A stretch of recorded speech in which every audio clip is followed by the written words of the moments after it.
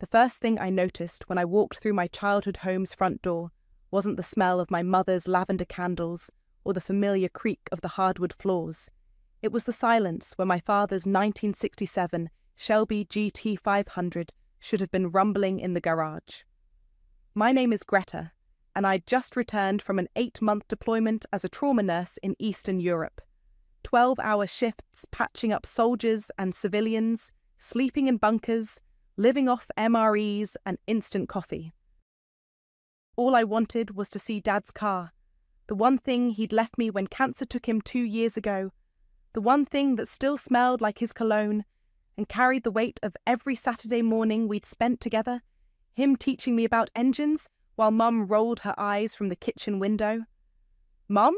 I called out, dropping my duffel bag by the door. "In here, honey." Her voice drifted from the living room, that same tone she'd used when I was 12 and tracked mud through the house. I found her on the couch, flipping through a magazine like she hadn't seen her daughter in almost a year. She glanced up, gave me a quick once-over, and went back to her reading. "You look tired," she said. "And thin. Don't they feed you over there?" "Where's the Shelby?" The magazine pages stopped turning. Mum's shoulders went rigid, but she didn't look up. "Don't be dramatic, Greta. It's just a car." Just a car. The words hit me like a slap. I felt my chest tighten, that familiar burn that came when my family decided my feelings didn't matter. "Where is the Shelby?" "I sold it." She finally met my eyes. Her chin lifted in that defiant way that meant she knew she'd done something wrong but would die before admitting it. "Ryan needed the money for his new business venture. You know how hard it's been for him since the divorce." "Ryan, my cousin." The same Ryan who'd spent the last 5 years bouncing between get-rich-quick schemes and blaming everyone else when they failed. The same Ryan who'd once told me at Christmas dinner that nursing was just wiping butts and taking orders from real doctors. "You sold Dad's car to Ryan?" My voice came out smaller than I intended. "Mum, that car was worth more to someone who can actually use it. You're never here, Greta. You're always off playing soldier or whatever it is you do." Ryan's family. He needed help. Playing soldier, like saving lives in a war zone, was some kind of hobby. "How much?" "What? How much did you sell it for?" Mum's eyes darted away. "That's between Ryan and me." The front door slammed, and I heard the sound that made my stomach drop, the deep, throaty rumble of a perfectly tuned V8 engine, my father's engine. "Speak of the devil," Mum said, actually smiling for the first time since I'd walked in. Through the window, I watched Ryan climb out of the Shelby like he owned the world. He'd always been tall and lean, but now he carried himself with this swagger that made my skin crawl. He ran his hand along the car's hood, grinning at his reflection in the pristine paint job. The same paint job Dad and I had spent 3 summers restoring. "Greta!" Ryan's voice boomed as he walked through the door without knocking. "Look who's back from saving the world!" He pulled me into a hug that felt more like a victory lap. Over his shoulder, I could see the Shelby through the window, sitting in what used to be Dad's spot in the driveway. "Thanks for the ride, Aunt Daria," he said, winking at my mother. "She purrs like a kitten. Dad always said Uncle Mike had great taste in cars." "How much?" I asked again, stepping back from his embrace. "How much what? How much did you pay for the car?" Ryan's grin widened. "Well, family discount and all." He glanced at Mum, who was suddenly very interested in her magazine again. "Let's just say I got a hell of a deal." "Tell me the number, Ryan." $1,000. He said it like he was bragging. Can you believe it? I mean, I know it's old, but still. Pretty generous of Aunt Daria to help me out. $1,000 for a car worth at least $120,000. For the car Dad had called his retirement fund. For the car he'd whispered to me on his deathbed was mine, no matter what anyone else said. "You paid $1,000 for a 1967 Shelby GT500? My voice was barely a whisper. "Hey, I'm not complaining." Ryan laughed, that same laugh he'd used when we were kids, and he'd break my toys just to watch me cry. "Sometimes you get lucky, you know? Right place, right time." That night, after Ryan left and Mum went to bed without another word about the car, I sat in Dad's old office. His desk was exactly how he'd left it, neat stacks of papers, his reading glasses folded on top of his favourite book about classic cars, and in the bottom drawer, the pink slip for the Shelby, the pink slip with my name on it, the pink slip that proved the car was legally mine, had been mine since the day Dad died. My mother had no right to sell it. I stared at that piece of paper until the words blurred, feeling something cold and sharp settle in my chest. For years, I'd let them dismiss me, diminish me, treat me like I was still the little girl who needed their approval. But this was theft. This was war. I pulled out my phone and opened an app I hadn't checked in months. The numbers on the screen made me smile for the first time in days. Time to show them exactly who they'd been underestimating. The next morning, I found Mom in the kitchen making her usual weak coffee and scrolling through Facebook on her tablet. "We need to talk about the car," I said, sliding the pink slip across the counter. She barely glanced at it. "What about it?" "This proves Dad left it to me. You had no legal right to sell it." Mum picked up the paper, squinted at it for exactly 3 seconds, then set it down like it was a grocery receipt. "Your father said a lot of things when he was sick, honey." He wasn't thinking clearly toward the end. "This is a legal document, Mum, signed and notarized. And Ryan already has the car. What's done is done." She took a sip of her coffee and went back to her tablet. "Besides, you're never here to drive it anyway." I felt my jaw clench. "That's not the point, isn't it? You gallivant around the world playing nurse while the rest of us deal with real life. Ryan needed help and I helped him. End of story. Playing nurse." There it was again. "I want you to call Ryan and tell him the sale was a mistake. Tell him he needs to give the car back." Mum laughed. Actually laughed. "Over a car, Greta? Really? You're 33 years old. Act like it." The front door opened, and my sister Hadley walked in, her arms full of grocery bags. At 29, she still lived at home and worked part-time at a boutique downtown. She took one look at my face and sighed. "What's wrong now?" "Your sister's having a meltdown about that old car," Mum said without looking up. "The Shelby." Hadley set the bags on the counter. "I thought you'd be happy someone's actually using it. That thing's been sitting in the garage collecting dust for 2 years." "It wasn't collecting dust. I was deployed." "Same difference?" Hadley started unpacking groceries. "Ryan's been posting pictures of it all over Instagram. At least now it's getting some attention." My stomach dropped. "What pictures?" Hadley pulled out her phone and scrolled for a few seconds. "Here, look at this one from yesterday." She held up the screen. Ryan was leaning against the Shelby in what looked like a car lot, wearing sunglasses and that same smug grin. The caption read, "New ride courtesy of family, who knows a good deal when they see one. Sometimes it pays to be in the right place at the right time. Blessed Ma Family Bar Vintage." "He's at a dealership," I said, zooming in on the background. "Yeah, Classic Motors downtown. He works there now, remember? Selling cars." Hadley took her phone back. "Mum, did you know he was going to use it for work? Ryan's a smart boy. He knows how to make the most of an opportunity." I scrolled through more of Ryan's posts. Photo after photo of him with the Shelby, each caption more obnoxious than the last. Then I found the one that made my blood boil. "Listen to this," I said, reading aloud. "Just closed another deal at the lot today.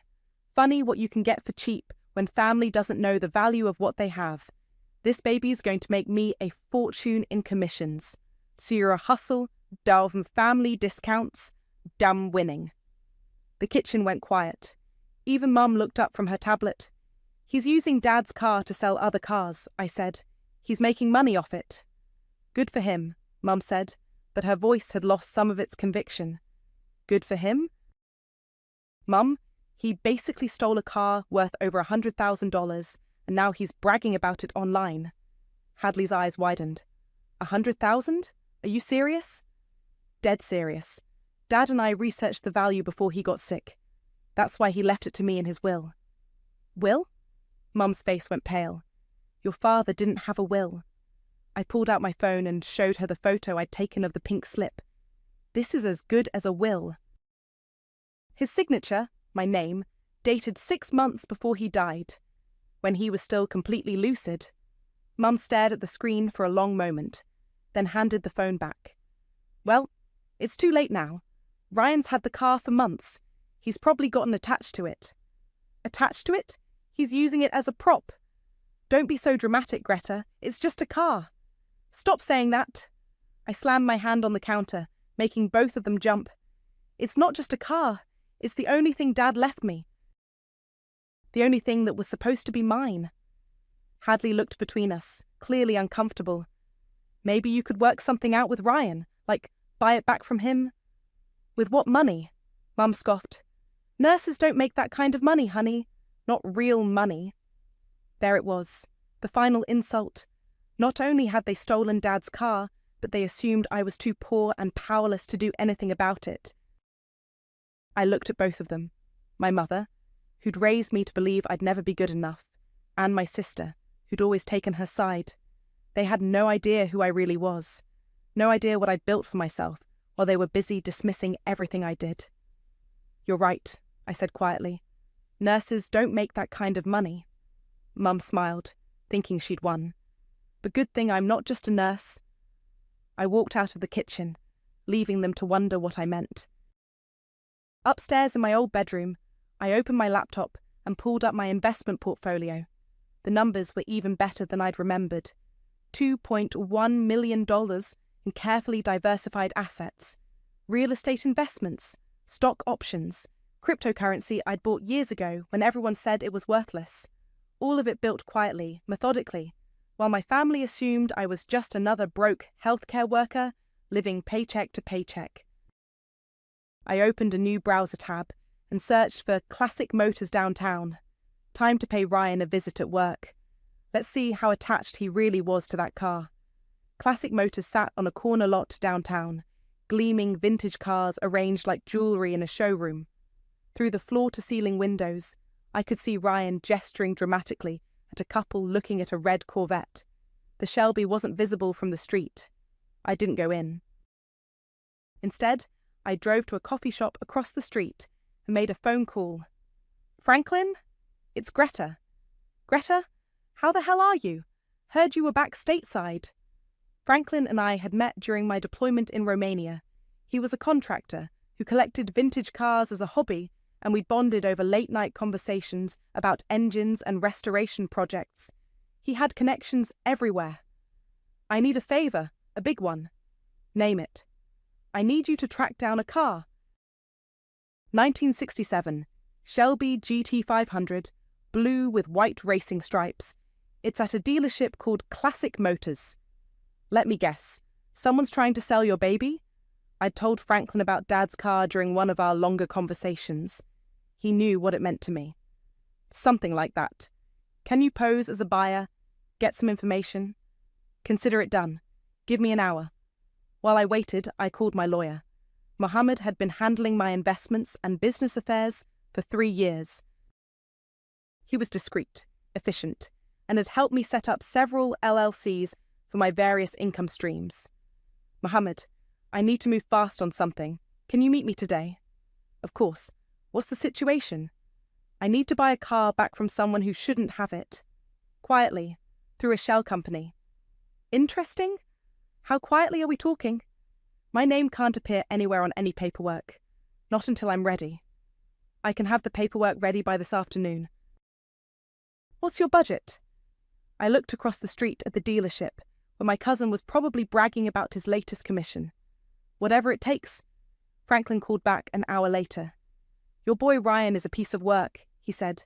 Spent 20 minutes telling me how he acquired this incredible Shelby from family who didn't know what they had. What did he say about selling it? Here's where it gets interesting.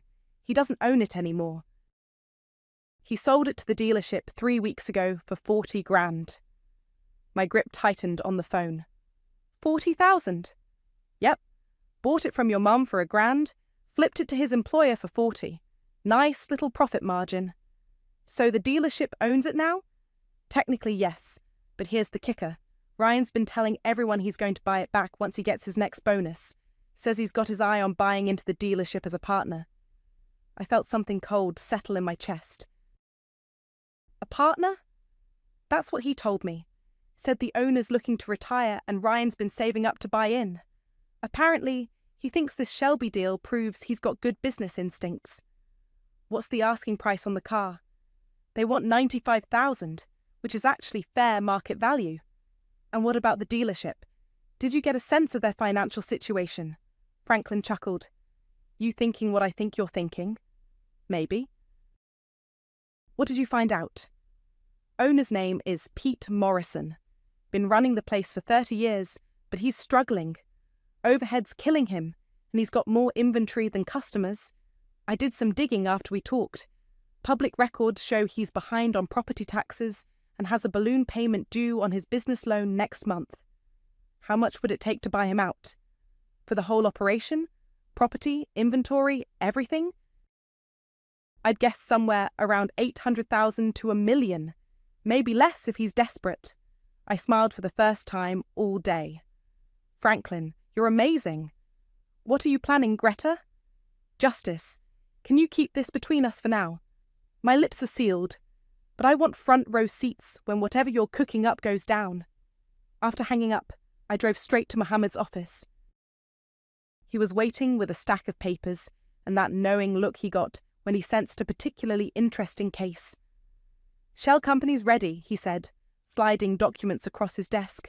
Meridian Holdings, LLC, completely separate from your other entities, registered in Delaware, untraceable to you without a court order. Perfect. I need you to make 2 offers today. I'm listening. First, Meridian Holdings wants to buy a 1967 Shelby GT500 from Classic Motors. Offer them the full asking price, cash, immediate closing. Mohammed made notes. And the second offer? Meridian Holdings is interested in acquiring Classic Motors. The whole business. Building, inventory, everything. Mohammed's pen stopped moving. You want to buy the entire dealership? I want to own the place where my cousin works. Where he thinks he's going to become a partner? What's your offer? I thought about Ryan's Instagram posts, his smug grin, the way he'd bragged about getting a hell of a deal from family who didn't know better. Start at $700,000. Go up to $1 million if you have to. But I want it done fast, before Ryan gets wind of what's happening. Mohammed leaned back in his chair. This is about more than just getting your car back, isn't it? Ryan sold my father's car for $40,000, a car he bought from my mother for $1,000, a car that was legally mine. And now he's planning to buy it back and use it to leverage a partnership in the business. Exactly, except he's not going to get that partnership, because I'm going to own the whole damn place. Mohammed smiled. I'll make the calls this afternoon. How soon do you want to close? Yesterday, but I'll settle for next week. And when do you plan to reveal yourself as the new owner? I thought about that for a moment. Ryan had humiliated me publicly with his social media posts. He'd stolen from me and bragged about it. My family had dismissed me as just a nurse who couldn't afford to fight back. I'm going to throw a party, a grand opening celebration for the dealership's new ownership. Invite everyone. Family included. And then? Then I'm going to show them exactly what this nurse can afford. Mohammed gathered the papers. I'll get started immediately. This is going to be expensive. Mohammed? Yes? I didn't spend 8 months patching up soldiers in a war zone just to come home and let my family walk all over me. Money's just a tool. Sometimes you have to use the right tool for the job. He nodded. I'll call you when it's done. As I left his office, I felt something I hadn't experienced in years. Not anger, not sadness, but pure, focused determination. Ryan wanted to play games with family money? Fine. Let's see how he liked playing with someone who actually knew the rules. Mohammed called me at 7 the next morning. Pete Morrison wants to meet today. He's interested. That was fast. Desperate sellers usually are. He's got creditors breathing down his neck, and that balloon payment is due in 2 weeks. Your timing is perfect. What about the car? Already handled. Meridian Holdings purchased the Shelby yesterday evening. It's being moved to a secure storage facility as we speak. I sat up in bed, suddenly wide awake. Ryan doesn't know yet. Not unless he's been checking the inventory system. The paperwork shows it is sold to a private collector through a broker. No names. Beautiful. When do we meet Morrison? This afternoon, 2 o'clock at his office. Pete Morrison looked exactly like I'd expected. Tired, stressed, and wearing a suit that had seen better days. His office above the showroom was cramped and cluttered with 30 years of paperwork. "So you represent Meridian Holdings?" he asked, shaking Mohammed's hand. "That's correct. My client is very interested in your operation." "Mind if I ask what kind of business your client is in?" Mohammed smiled smoothly. "Investment and acquisition. They prefer to remain anonymous during negotiations." Pete nodded, like this was normal. "Well, I'll be honest with you. This place has been my life, but I'm drowning. Property taxes, insurance, that damn loan payment coming due. I either sell or lose everything." "What would you need to walk away clean?" Mohammed asked. $750 would cover all my debts and give me enough to retire. But I've got 3 employees who depend on this place. I don't want to see them lose their jobs. My client values continuity. The intention would be to keep the existing staff and expand operations. Pete's shoulders relaxed for the first time since we'd walked in. "In that case, you've got a deal." They shook hands while I sat quietly in the corner, just another assistant taking notes. Through the office window, I could see Ryan on the showroom floor, completely oblivious to the fact that his world was about to change. "There is one thing," Mohammed said. "My client would like to bring in their own general manager, someone to oversee the transition and implement new policies." "Of course. What about my current sales staff?" "They'll be evaluated on a case-by-case basis." Pete glanced down at the showroom. "What about Ryan? He's been talking about buying into the business. Kid's got potential, even if he's a little cocky." Mohammed looked at me. I gave the slightest shake of my head. "We'll assess all employees fairly," Mohammed said diplomatically. The paperwork took 2 hours. Pete signed everything with the relief of a man who'd just had a massive weight lifted off his shoulders. As we prepared to leave, he turned to Mohammed. "When will your client take possession?" "Immediately. The new manager will be here Monday morning to begin the transition." "And the staff? Should I tell them what's happening?" "Let the new manager handle that. Less confusion that way."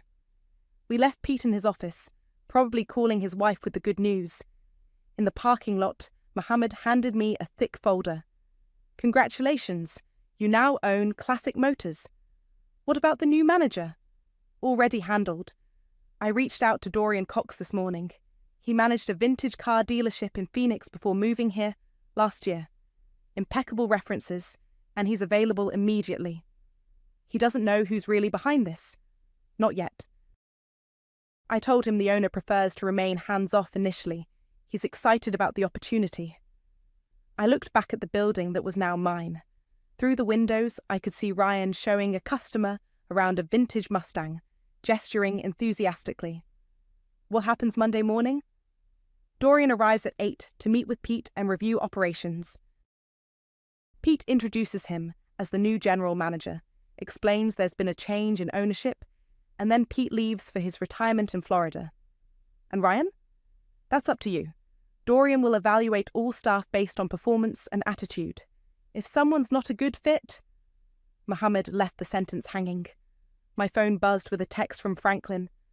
"Heard through the grapevine that Classic Motors just changed hands. Interesting timing."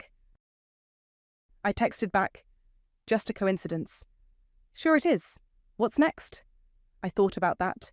The car was secure, the dealership was mine, but this wasn't over. Ryan had humiliated me publicly, bragged about stealing from family, and made my mother complicit in his scheme. A quiet firing wasn't enough. "Mohammed, I want to throw a party." "What kind of party?" "A grand reopening celebration. New ownership, new management, new vision for Classic Motors. Make it an event. Red carpet, catered food, live music." "When?" 2 weeks from Saturday. Give Dorian time to settle in and make some improvements to the showroom. Guest list? I smiled, thinking about Ryan's Instagram posts and my mother's dismissive comments about nurses not making real money. Everyone, local car enthusiasts, business leaders, media, and make sure to include my family. All of them, especially Ryan. Send the invitations from Classic Motors, signed by the new ownership. Make it sound exclusive. Mohammed made notes. What's the occasion? Celebrating new beginnings, and old debts coming due. Should I mention anything about the previous owner or staff changes? No, let that be a surprise. As we drove away, I caught one last glimpse of Ryan through the showroom windows. He was laughing with a coworker, probably telling another story about his amazing business instincts. Monday morning was going to be very interesting. My phone rang as we turned the corner. Mum's number. Hi, Mum. Greta, honey, I've been thinking about our conversation yesterday. Maybe I was a little harsh about the car situation. Oh? Well, Hadley showed me some of those Instagram posts, and Ryan does seem to be getting a lot of attention with it. Maybe we could work something out. You know, if you really want it back. That's sweet of you to offer, Mum. I could talk to Ryan. Maybe he'd sell it back to you for what he paid. As a family favour? I almost laughed. She wanted to sell me back my own car for $40,000. Don't worry about it, Mum. I'm handling the situation. What do you mean, handling it? You'll see. Oh, and Mum, you might want to check your mail in a couple weeks. I think you're going to get an invitation to something special. An invitation to what? A party. The kind where everyone gets to see exactly what they've been missing. I hung up before she could ask more questions. 2 weeks. That's all I needed. Time to show them what this nurse could really afford. The transformation of Classic Motors took exactly 10 days. I watched from across the street as contractors installed new lighting, polished every surface until it gleamed, and arranged the vintage cars like artwork in a gallery. Dorian had exceeded every expectation. The man knew how to stage a showroom. The invitations went out yesterday, Mohammed said, joining me at the coffee shop window. Gold embossed cardstock, hand-delivered by courier. Responses? Your mother RSVP'd for the whole family. Ryan called the dealership 3 times asking who the new owner was. What did Dorian tell him?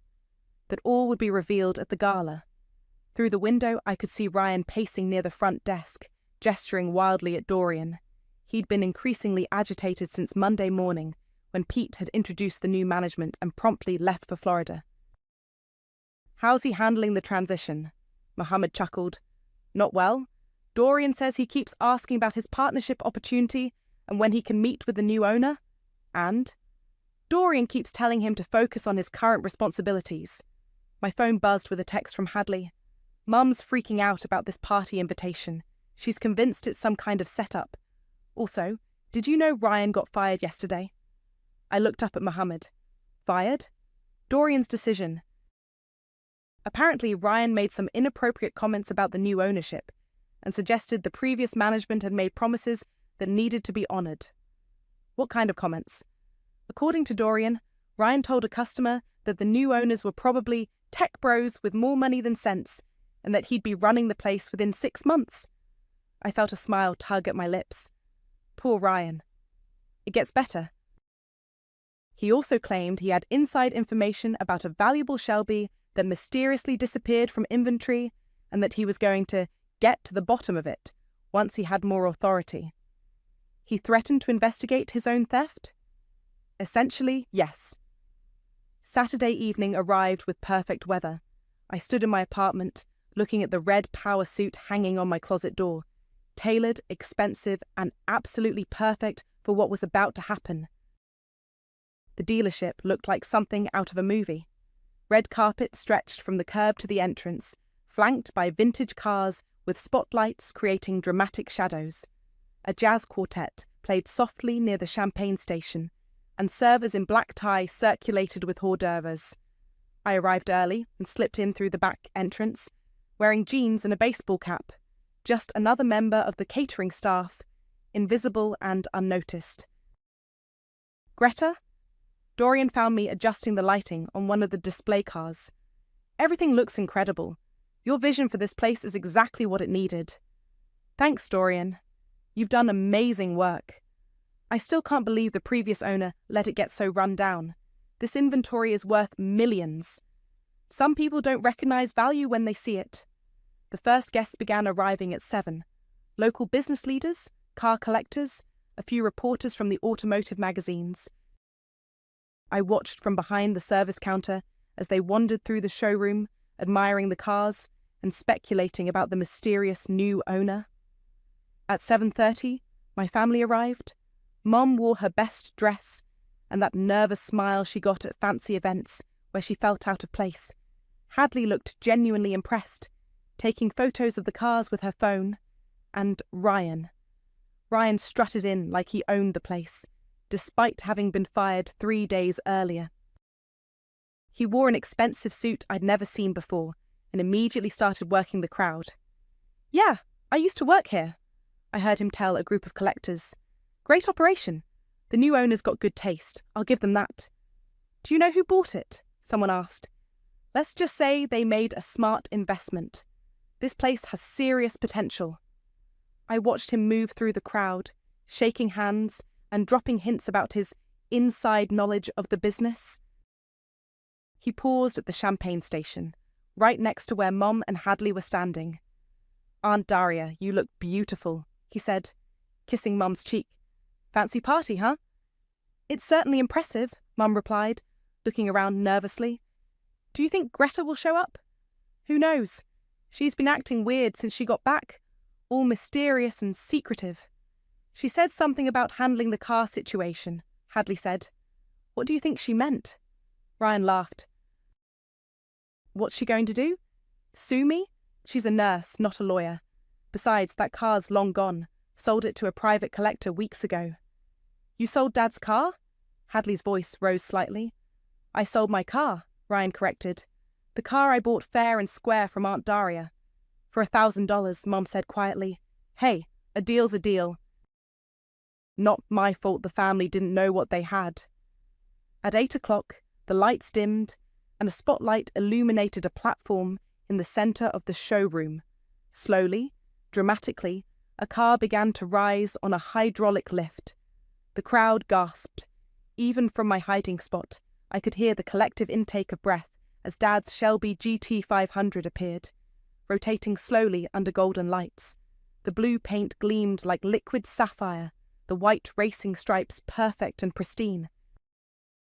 "Ladies and gentlemen," Dorian's voice came over the sound system, "the centerpiece of our collection, a fully restored 1967 Shelby GT500 acquired by our new ownership specifically for tonight's celebration." Ryan's champagne glass slipped from his hand and shattered on the floor. His face went white as he stared at the car he'd sold weeks ago. "That's impossible," he whispered, but his voice carried in the sudden quiet. Mom grabbed his arm. "Ryan, isn't that... It can't be." "I sold that car. It's gone." The crowd murmured with appreciation as the Shelby continued its slow rotation. Camera flashes lit up the showroom as people took photos of the stunning display. "And now," Dorian continued, "please welcome the new owner of Classic Motors, who has a few words to share about our exciting future." The spotlight shifted to the small stage beside the car platform. I took a deep breath, smoothed my red suit jacket, and stepped into the light. The reaction was immediate and electric. Gasps, whispers, and then complete silence as every person in that room realized what they were seeing. Mum's mouth fell open. Hadley dropped her phone. And Ryan looked like he was about to faint. I walked to the microphone, my heels clicking on the polished floor, and smiled at the crowd of stunned faces staring back at me. "Good evening, everyone. My name is Greta, and welcome to the new Classic Motors." The silence stretched for what felt like an eternity. I could see faces in the crowd trying to process what they were seeing. The nurse they'd dismissed standing on stage in a power suit, owning the building they were standing in. "Some of you know me as a trauma nurse," I said into the microphone, my voice steady and clear. Others might remember me as the daughter who was always away, the family member who supposedly didn't understand the value of things. I gestured toward the rotating Shelby behind me. This car belonged to my father. He left it to me when he died, with proper documentation and legal transfer. 2 weeks ago, I came home from an 8-month deployment to discover it had been sold without my knowledge or consent. The crowd was completely silent now. Even the jazz quartet had stopped playing. The buyer paid $1,000 for a car worth over $100,000. Then he sold it to this very dealership for $40,000, bragging on social media about his business instincts and how family didn't know what they had. I could see Ryan in the crowd, his face red, looking around desperately for an exit. Mom was staring at me like she'd never seen me before. That buyer is here tonight. Ryan, would you like to wave to everyone? Every head in the room turned toward my cousin. He stood frozen, champagne stains spreading across his shirt, looking like a deer caught in headlights. No, that's okay. I understand you're probably wondering how just a nurse managed to buy back her father's car and acquire an entire vintage car dealership in the process. I paused, letting the words sink in. Here's the thing about being underestimated. It gives you incredible freedom to build something while everyone's looking the other way. While my family assumed I was living paycheck to paycheck, I was actually building a diverse investment portfolio. Real estate, stocks, cryptocurrency.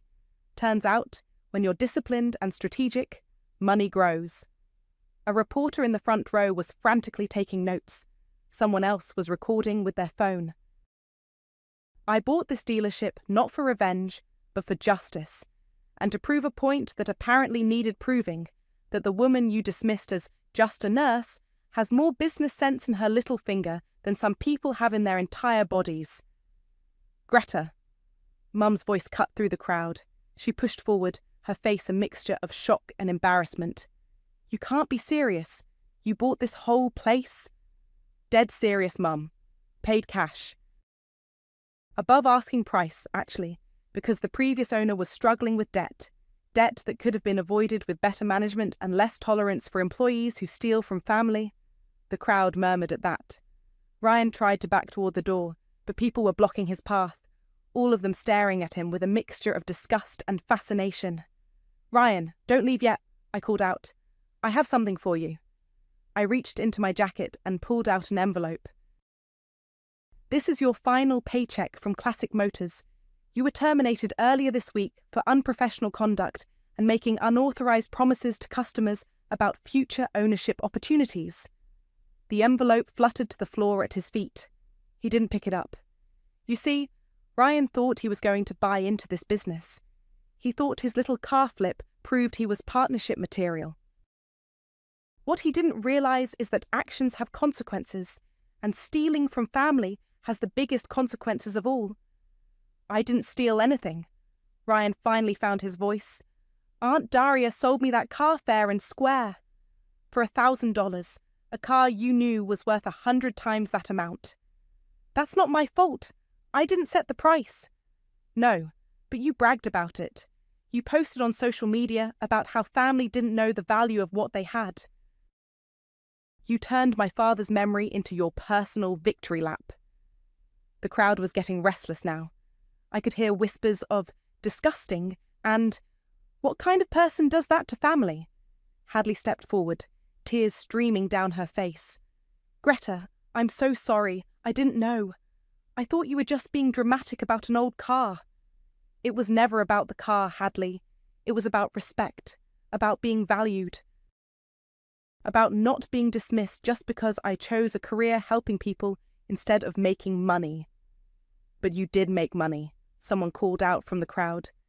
I made money because I'm smart, disciplined and strategic, but my family never bothered to ask about my life. They just assumed that because I'm a nurse, I must be poor and powerless. Mum was crying now, mascara running down her cheeks. Greta, please, can we talk about this privately? We had that chance, Mum. I tried to talk to you. I showed you the legal documents proving the car was mine. You told me to stop being dramatic and act my age. I looked out at the crowd.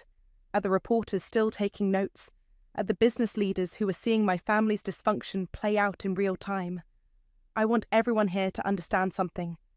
This isn't about money or cars or revenge. This is about what happens when you underestimate people. When you dismiss their worth based on their job title or their gender or their willingness to serve others. The crowd erupted in applause. Someone shouted, "You go, girl!" and others joined in. To the young women here tonight, don't let anyone tell you that caring for others makes you weak. Don't let anyone convince you that your dreams are too small or too big, and never ever let family treat you like you don't matter. The applause grew louder. I could see women in the crowd wiping their eyes, nodding in agreement. Ryan had finally managed to push through to the door. As he reached for the handle, I called out one last time. "Oh, and Ryan? That Instagram post about family not knowing the value of what they have, you were right. We didn't know the value." He paused, looking back at me. "We didn't know how worthless you were." The crowd gasped, then burst into laughter and applause. Ryan's face went purple with rage, but he couldn't say anything, not with a room full of witnesses who just heard the whole story. He slammed through the door and disappeared into the night. I walked to the edge of the stage and pulled out a small card from my jacket pocket. "Mum, this is for you." She took it with shaking hands and opened it. Inside was the photo I'd found in the Shelby's glove compartment, me and Dad working on the engine together, both of us covered in grease and grinning. "Thanks for the motivation," I said quietly, so only she could hear. Then I turned back to the microphone and smiled at the crowd. "Now, who wants to hear about our exciting plans for Classic Motors?" The party continued for another 2 hours, but the energy had completely shifted. What started as a polite business gathering had turned into something electric.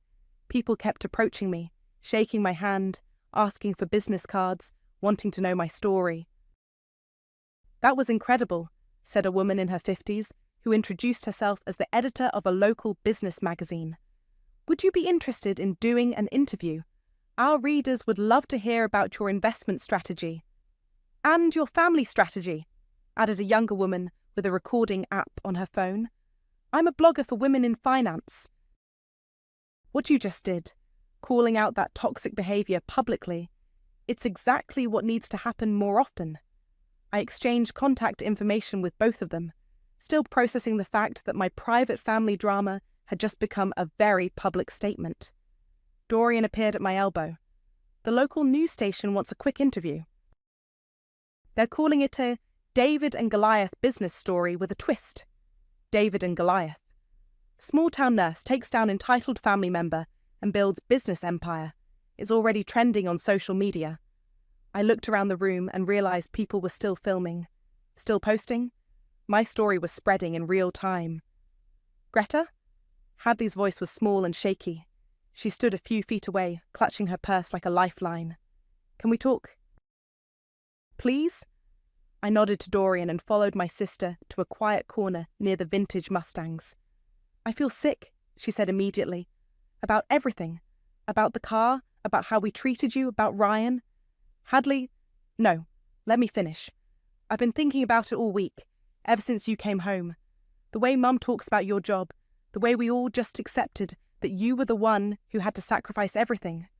It's not right." She was crying again, but quietly this time. "When Dad was sick, you took leave from work to take care of him. You paid for his medications when insurance wouldn't cover them. You sat with him every night during chemo, and we let you do it all. You were in school. You had your own life to build. That's not an excuse. And when he died, we should have protected what he left you. Instead, Mum sold it the minute you weren't here to stop her." I looked across the room where Mum was sitting alone at a high-top table, staring at the photo I'd given her. "Where is she in all this, Hadley?" "Really?" "Embarrassed, ashamed, probably planning to never speak to you again, because that's easier than admitting she was wrong. And you?" Hadley wiped her eyes with a cocktail napkin. "I'm proud of you. Terrified of you, but proud.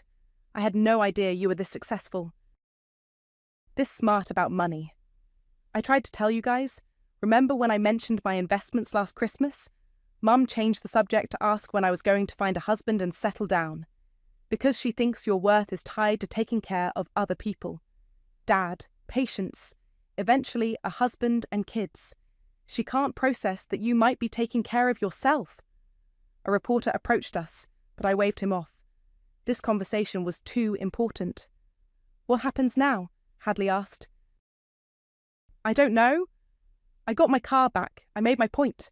But I don't feel satisfied, I guess. What do you mean? I looked around the dealership, my dealership, filled with people celebrating my success and condemning my family's behaviour. Revenge is supposed to feel good, right? But mostly I just feel empty, like I proved something that shouldn't have needed proving. Maybe that's the point. Maybe the fact that it feels hollow means you're not actually a vindictive person. You're just someone who got pushed too far. My phone buzzed with notifications. Instagram, Facebook, Twitter, all lighting up with shares and comments about the party. Someone had posted the video of my speech, and it was spreading fast. Greta! Franklin appeared beside us, grinning from ear to ear. You magnificent, terrifying woman. That was the most beautiful takedown I've ever witnessed. Franklin, meet my sister Hadley. Hadley, this is Franklin. He helped me track down the car. Your sister has excellent taste in revenge, Franklin told Hadley. Very methodical, very thorough. Is Ryan really gone? Hadley asked. Like, gone? His reputation in this town is finished, Franklin said bluntly. Nobody's going to hire someone who steals from family and brags about it. He'll have to start over somewhere else. Good, Hadley said with surprising vehemence. He deserved worse. The crowd was starting to thin out, but people kept stopping to congratulate me on their way out. Business cards, phone numbers, investment opportunities, apparently owning a successful business and publicly destroying a family member was good for networking. Ms. Greta? A teenage girl approached hesitantly. I'm sorry to bother you, but I just wanted to say thank you. For what? My uncle's been stealing money from my college fund. My parents won't do anything because family is family. But watching you tonight, maybe family isn't more important than doing what's right. She hurried away before I could respond, but her words hit me harder than anything else that evening. That's why it doesn't feel empty, Hadley said quietly. You didn't just get revenge, you gave other people permission to stand up for themselves. I looked across the room one more time. Mum was gone, probably slipped out during the interviews. The Shelby was still rotating slowly under the lights, beautiful and restored, and finally where it belonged. My phone rang. Unknown number. Hello? Greta? This is your Aunt Zuriel, Ryan's mother. I closed my eyes. Hi, Aunt Zuriel. We need to talk. I'm listening, I said, stepping away from the remaining party guests. Ryan has been calling me all night, crying like a baby. Says you humiliated him in front of the whole town. He humiliated himself, Aunt Zuriel. I just provided the stage. Don't get smart with me, young lady. That boy made one mistake. One mistake? I couldn't keep the incredulity out of my voice. He stole a car worth over $100,000, bragged about it online, and then tried to leverage it into a business partnership. That's not a mistake. That's a pattern. He's family, Greta. Family forgives. Family also doesn't steal from each other and then mock them on social media. There was a long pause. When Zuriel spoke again, her voice was different, smaller. How much would it take to make this go away? Excuse me? To stop the media attention, to take down those videos. Ryan's getting death threats on Instagram. People are calling him at all hours. His reputation is destroyed. I looked around the dealership, at the reporters still mingling, at the business cards scattered on tables, at the photo of me and Dad that Mum had left behind. There's nothing to make go away, Aunt Zuriel. I told the truth. Ryan stole from me and I got my property back. End of story. But the business, the public humiliation, was his choice. He could have quietly returned the car when I asked. He could have apologized. Instead, he doubled down and tried to profit even more from his theft. Please, Greta. He's talking about leaving town, starting over somewhere else. Maybe that's exactly what he needs to do. I hung up before she could say anything else. Hadley was waiting when I turned around. Aunt Zuriel, trying to negotiate Ryan's way out of the consequences of his actions. Some things never change. Are you going to do anything about the media attention? I looked at my phone, still buzzing with notifications. The video of my speech had been shared thousands of times. Comments ranged from supportive to savage, but they were all focused on Ryan's behaviour, not mine. No. I'm not going to protect him from the truth. The last guests filtered out around midnight. Dorian supervised the cleanup while I sat in my father's car, my car, running my hands over the steering wheel he'd touched thousands of times. Greta? Franklin knocked on the window. Mind if I join you? I unlocked the passenger door and he slid in. How are you feeling? Tired? Relieved? A little guilty. Guilty? Ryan's getting death threats. His life is basically over in this town. Franklin was quiet for a moment. You know what I learned in the military? Sometimes the consequences of our actions are bigger than we expect, but that doesn't make the actions wrong. Even when the consequences seem disproportionate. Ryan didn't just steal from you, Greta. He stole from a deployed service member. He bragged about taking advantage of family. He tried to build a business reputation on fraud. The internet doesn't like bullies, especially bullies who target people serving their country. My phone buzzed with a text from an unknown number. Saw your story online. My brother did something similar with our dad's tools after he died. Gave me the courage to take him to court. Thank you. Then another. Single mum here. Your speech inspired me to finally stand up to my ex who's been stealing from our kids' college funds. And another. Starting my own business after watching your video. If you can build an empire while everyone underestimates you, so can I. Franklin, look at this. He read over my shoulder as more messages came in. Stories of family theft, workplace discrimination, financial abuse, all from people who said my story had given them courage to act. You started something bigger than revenge, he said quietly. I just wanted my dad's car back. And you got it. But you also showed a lot of people that they don't have to accept being treated like garbage, even by family. The dealership was quiet now, just security lights illuminating the vintage cars. In the morning, this would all feel different. More real, maybe. More permanent. What happens next? Franklin asked. I run a business. I help other people build wealth. I visit Dad's grave and tell him his car is safe. And your family? I thought about Mum, probably lying awake, wondering how she'd missed so much about her own daughter, about Hadley, finally seeing the family dynamics clearly, about Ryan, facing the consequences of his choices for the first time in his life. Some bridges burn, some get rebuilt, and some were never as strong as we thought they were. My phone chimed with an email notification. The subject line made me smile. Interview request. Women's Wealth magazine. How a nurse built a $1 million portfolio. I showed Franklin the screen. Looks like people want to hear about more than just the car. You going to do it? Yeah, I think I am. I started the Shelby's engine, listening to the deep rumble that had been the soundtrack of my childhood. Dad always said this car was his legacy, but he was wrong. His real legacy was teaching me that I was worth more than other people's opinions. Want a ride home? I asked Franklin. In a stolen car? He grinned. Absolutely. As we pulled out of the parking lot, I caught a glimpse of my reflection in the rearview mirror. Same face, same person, but something fundamental had changed. I wasn't the underestimated daughter anymore, or the dismissed nurse, or the family member who was supposed to accept whatever scraps they threw my way. I was the woman who'd bought her future with $1,000 betrayal, and that was worth more than any car.